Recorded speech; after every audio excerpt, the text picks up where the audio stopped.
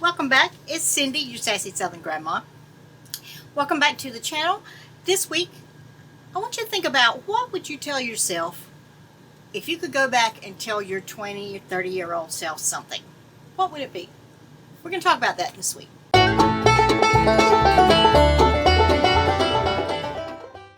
I've been seeing recently this trend that's been going around about I took my younger self to coffee this week and she ordered this and I ordered that, or I met myself for coffee yesterday and she ordered a 500 calorie mocha chocolate whipped cream on top and I ordered a green tea.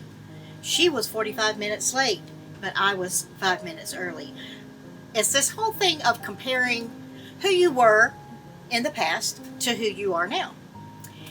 And while everything we've been through, and we've all, by the time we're middle-aged and older, have been through a lot, all of that makes us who we are. All of that compiles to make us who we are today. Not that we can't change, by goodness sake, we are going to change if we're still growing. We need to be still growing, even at 50, 60, 70, 80. I am amazed at some of the 80 and 90-year-olds that I've seen on YouTube that are still doing things and still growing and still learning and still active. And that's something I aspire to. But whenever we think about the past, a lot of times we look at our regrets, we look at what could we have done differently, what would we have done differently if only we knew. So what I want to think about some of the things that I would say to my younger self if I had it all to do over again, knowing what I know now. And sometimes that's hard because some of my decisions that I wouldn't make now are some of the decisions that, for instance, I wouldn't marry the person who's the father of my children. If I knew what I know now, I wouldn't marry him. But I was 22, 23 when we got married, and I would not marry him again today, knowing what I know now, knowing the person that he turned out to be, who probably he was the whole time. But I wouldn't have my children. And there's not anything I would do to go back and say I wouldn't want my children, because I do. So it's hard to say I wouldn't marry him. It's hard to say I wouldn't marry the next person that I married, because that also shaped who I am today. It made me who I became at 50. So it's hard to say specific decisions that I wouldn't make, because I don't know who I would be today if I didn't make those decisions. However, there are some things that I wish I had known then, things that I wish I had been exposed to, that I feel would have made my life a whole lot easier along the way of making those decisions and have given me a different perspective. I was raised in a very conservative Christian home, and there's nothing I can do to change that. I can't go back and say I wish I had different parents, because I don't. They did the best they knew how to do at the time. They did the best what they knew. However, I also chose later on in my adult years, after I had children, to continue in that conservative Christian lifestyle. I decided to continue in that in raising my children. Something that I would have done differently is expanded my mind some. I was raised that if you don't open your mind, you don't need an open mind is a bad thing. I was taught that open mind is the devil's workshop. If you open your mind to anything, that just gives the devil was the whole thing about everything. And so the devil would come in and plant things in your mind that would lead you astray, that would destroy your life, that would lead you into a life of debauchery and drugs and just all sorts of things. So an open mind was a bad thing. I don't believe that now, but that's what I was taught. And because that's what I was taught, that's what I believed, because I didn't ever look outside that realm. When you're raised in a certain culture, subculture, you believe what you're told to believe, especially as a child, as a teenager, as a young adult. And I was in my 40s, between 40 and 50, before I ever started looking outside of, wait a minute, well, first of all, I saw some of the flaws in that system that I was raised in and that I was raising my children in.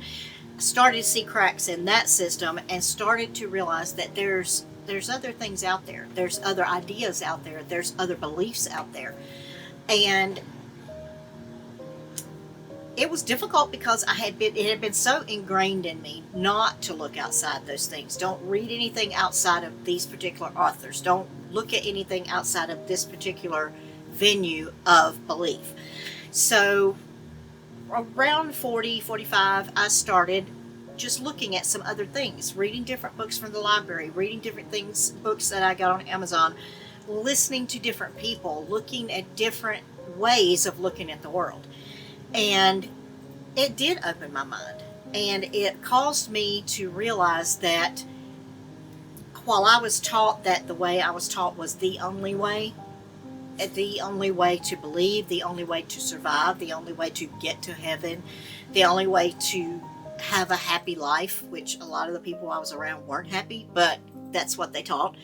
So I started looking outside there, and I started realizing that there are other belief systems. There are other just as valid concepts outside of that narrow-minded viewpoint that I was raised in and that I chose to continue in into my young adulthood. So if I could change one thing, it would be that I made that discovery early. That I made that discovery earlier on in my adulthood, at least by 30, if not by 20. That in my 20s, I wish I had used that time instead of the way I used it. I wish I had used it to think for myself instead of just blindly following other people's beliefs. To realize that there was something else out there other than what I had been taught. I wish I had learned that earlier, because it would have shaped my life in a totally different direction. It would have shaped my life in, I can't even imagine the ways my life would have been different. And I don't spend a lot of time on regret. I don't spend a lot of time on if only I had and sit down in a mud puddle and think about it. I don't spend a lot of time in what I would call regret, but I do wish that I had been exposed to other ideas and that I had exposed my children to other ideas earlier. Unfortunately, we have to learn the hard way. Most of us don't learn by other people's example. Most of us learn the hard way. Most of us have to experience things and realize that maybe that wasn't the best way to do things. So I'd like you to think about that this week. Think about the things that you wish you had known earlier. Maybe things you wish you had done differently. I feel like if I had known these other ideas and these other beliefs and these other, I'm not sure what to call it, outside of the small subculture that I was exposed to, I would have at least had a chance to choose that belief system or not. I would have had a chance to logically and mentally, critically think about why is it I believe what I believe. And my main reason was because that's the way I was taught. And I could give you scripture for why, because I had heard it all my life. This is why we do this. This is why we do that. This is why we don't do this. This is why we don't do that. However, a lot of those reasons that I was given weren't really valid when put up against a cold eye of critical thinking and thinking outside of just accepting things because someone else said it, because someone in supposed authority said it to you. So I just kind of wanted to share those thoughts with you, get you to thinking about what do you wish you had known earlier? What do you wish you had been exposed to earlier? Are there things you wish you hadn't been exposed to? I mean, in some ways, it feels safer to be in a belief system that gives you a sense of certainty that this is the truth. There's some comfort and safety in that and community in that. But to step outside of that and realize that there is a whole world out there. It's like travel. When you travel to other places and meet other kinds of people other than the people that were raised within a 5-mile radius of you, you realize not everybody thinks the same way, not everybody talks the same way, not everybody is conditioned to believe and think and act the same way as the people that you were brought up around.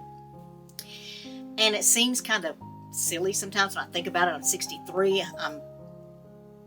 Why did I wait till 40 to think, oh, there's a world out there? But it was a choice. It was choices that I made along the way that kept me in that situation where I thought it was wrong to think outside the box. I thought it was wrong to look at other systems and other ideas. So I challenge you this week to look at what are some things that maybe you have just taken on blind faith, or some things that you have built your life on that may or may not be the best for you, that may have led you down a path that you would rather be down a different path. It's just kind of a wide open question to have you get you thinking about what are the things that you believe and why do you believe them? Do you really have a ground to stand on? Do you really know? Have you thought it through? Have you given it some kind of challenge to say, is this the truth? Is this what I want to choose as my set of values and my set of beliefs? So I just challenge you this week to give that some thought. Please, by all means, give me some comments for or against in the comment section. Let's have a conversation about beliefs and lifestyles and ways that we were raised versus the way we live now. It's exciting, and it's kind of a little bit challenging, because then you're given a lot of choices of what you want to believe and what you want to follow. So in the meantime, if you would like to think more outside the box, if you're still single and maybe you're single again and you're thinking about trying to get out there in the dating world, you may want to look at this video about things to look out for when you're dating over 50. Welcome back now. Yeah.